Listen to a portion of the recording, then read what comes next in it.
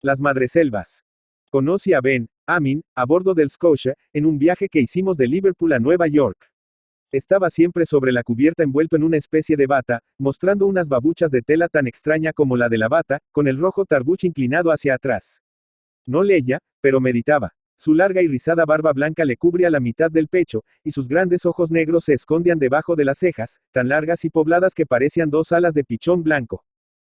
No sé qué negocio le trajo a Madrid, porque jamás le pregunté, primero porque no me lo había dicho, y luego porque no me importaba. Pero éramos viejos conocidos, y venía a comer conmigo algunas veces a mi casa, en la calle de Serrano. Una noche, era en verano, le noté alguna preocupación, y durante toda la comida pude observar que evitaba cuidadosamente el contacto de las flores de madreselva que se colgaban fuera del ramo que adornaba el centro de la mesa. Picó esto mi curiosidad, y no era hombre de quedarme con la duda. Esperé que sirvieran el café, y cuando ya los criados se habían retirado, le dije: si no lo tiene usted por indiscreción, le ruego que me diga por qué le causan disgusto las flores de la madreselva. Oh, me dijo, no son las flores las que me repugnan, es toda la planta. ¿Y por qué? Es una historia que nada tiene de secreta. Por el contrario, desearía que todos vosotros, europeos y americanos, la supieran. Quizá os sea útil, cuéntela usted, dijimos todos. Pues voy a complaceros, refiriéndoosla tal como la aprendí en un viejo manuscrito.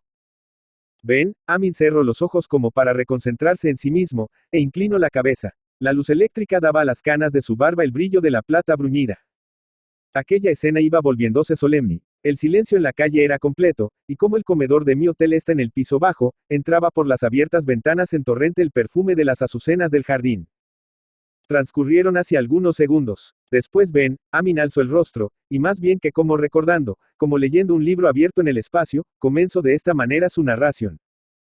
En el nombre de Dios, clemente y misericordioso, cuenta Abu, sed bendigale Dios que en los tiempos del profeta Mahoma, complazcase Alá con él, los compañeros del profeta, Ali, Abi, Talib y Jalid, vencieron al rey Al-Mu'allal, y después que llegaron los creyentes y arrasaron la ciudad y cautivaron a sus habitantes, Jalid, el vencedor de las batallas, encontró sobre un montón de ruinas, y en medio de cadáveres de los infieles, a una niña que no tenía más edad que 2 años.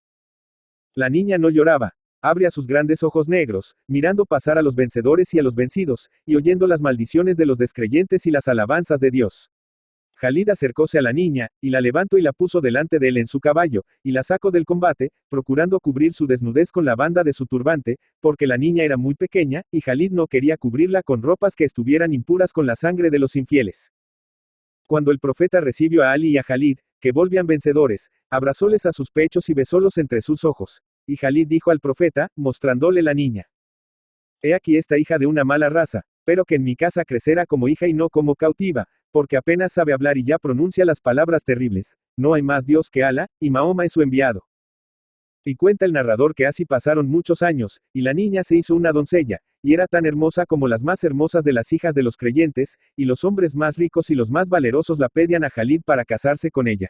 Pero ella nunca quiso casarse, y siempre ponía plazos que nunca llegaron a cumplirse. Pero tenía la doncella en sus ojos, y cuando pensaba que no la miraba nadie, unos rayos de luz tan terribles, como si los encendiera Aritsu, el enemigo de Dios y de los hombres. Y pusieron a la niña de nombre Alima, en memoria de la mujer que había criado al profeta, y seguía viviendo en la casa de Jalid, en donde no sobraban las riquezas, pero llegaban las bendiciones de Dios y de su enviado. Un día Omar, el terrible, bendígale Dios, que ocupaba ya el trono del profeta, vio llegar a Jalid con el rostro descompuesto, y pintada la pena en su boca y el furor en sus ojos. Y Jalid contó al sucesor del profeta cosas terribles que había descubierto en su casa, que en la noche le había parecido oír ruidos en los aposentos de las mujeres, y que, inspirado por el profeta, levantóse de su cama y salió sigilosamente, y vio que una de las mujeres, vestida de blanco, se separaba de la casa y caminaba apresurada. Siguióla, y atravesaron largo trecho hasta llegar a un cementerio, y allí la mujer que había salido de la casa de Jalid se unió a un grupo de viejas lamias y de espíritus malos, que comenzaron a profanar las sepulturas, celebrando con los cadáveres el más repugnante de los banquetes. Y cuando ya la luz del día estaba próxima, los malos genios y las lamias desaparecieron, y la mujer, al regresar a su casa, cruzó delante de Jalid, que estaba oculto, y Jalid conoció a la doncella Alima, de la raza de Al-Mu'allal, maldígalo por siempre Alá. Omar oyó la relación y se indignó hasta lo más profundo de su corazón, y saliendo con los de su séquito a un campo, hizo cavar allí una sepultura y traer enseguida a la doncella Alima, y enterrarla viva como castigo de su gran delito. Porque la justicia de Omar era terrible, y no hubo piedad de su hijo Abu Asma cuando le hizo morir a fuerza de azotes por haber cometido un crimen, y porque se cumpliese aquel versículo alcoránico que dice, cuando la hija enterrada viva sea preguntada por qué crimen fue muerta. Pero el maldito Aritsu, enemigo de los hombres y de Dios, que una vez tomó la figura de Salomón para engañar a sus súbditos, y que era muy sabio y muy malo, dijo a la doncella cuando la enterraron: Oh Alima, no temas, que yo te sacaré viva y delante de tus enemigos. Y cuando la tierra hubo acabado de cerrarse sobre la doncella, Aritsu quiso levantarla y sacarla a la superficie. Pero la maldición del profeta pesaba encima como un mundo de bronce, y todos los esfuerzos del maldito fueron inútiles, y a través de la tierra pasaban solo las carnes de la doncella como brotes de hierba, y entonces se convirtió en una de estas plantas que llamáis madreselva. Por eso siempre la madreselva se siembra sobre los sepulcros y penetran sus raíces hasta llegar al cadáver, y cuando ya nada queda por devorar, sino los huesos áridos y polvorientos, entonces también la madreselva se seca y muere. Por eso también no se necesita abrir un sepulcro para saber si se ha consumido o no la carne mortal, y basta mirar la lozania de la planta. Y acabóse esta leyenda en honor de Alá, que sobre todas cosas es poderoso y pone en todo el sello de su sabiduría. Vicente Riva Palacio. Vicente Florencio Carlos Riva Palacio Guerrero, Ciudad de México. 16 de octubre de 1832 Madrid, España. 22 de noviembre de 1896, fue un político, militar, jurista y escritor mexicano. Periodista exitoso con una señalada y personal actitud crítica y satírica, misma que quedará marcada en periódicos como La Orquesta y El Aguizote. Riva Palacio participa como un activo literato mexicano en los tiempos de entreguerras. El género que más le sonríe siempre en popularidad es la novela. Realiza la mayoría de su obra novelesca entre 1868 y 1870. Tuvo a su disposición la mayoría de los archivos de la Santa Inquisición, lo que le brinda una grandísima cantidad de información que plasma en sus novelas de tema colonial. Solo una de sus novelas, Calvario y Tabor, es de toque militar.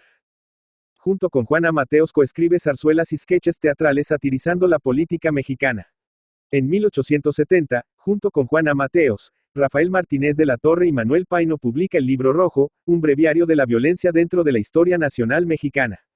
Junto con Juan de Dios Pesa narra leyendas en verso en Tradiciones y Leyendas Mexicanas, 1917, y crean a la imaginaria poetisa romántica Rosa Espino para publicar Flores del Alma, 1888, junto con el editor Santiago Vallesca, la obra México a través de los siglos, trabajo enciclopédico, encargándose él mismo de escribir el segundo tomo, dedicado a la colonia.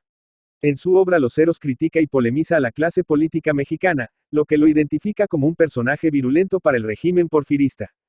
Cuentos del general que apareciera póstumamente en Madrid en el año de su muerte, es una colección de 26 relatos que presentan características comunes, brevedad en el título, la acción y la descripción de los personajes. Por su obra literaria, fue designado miembro correspondiente de la Real Academia Española.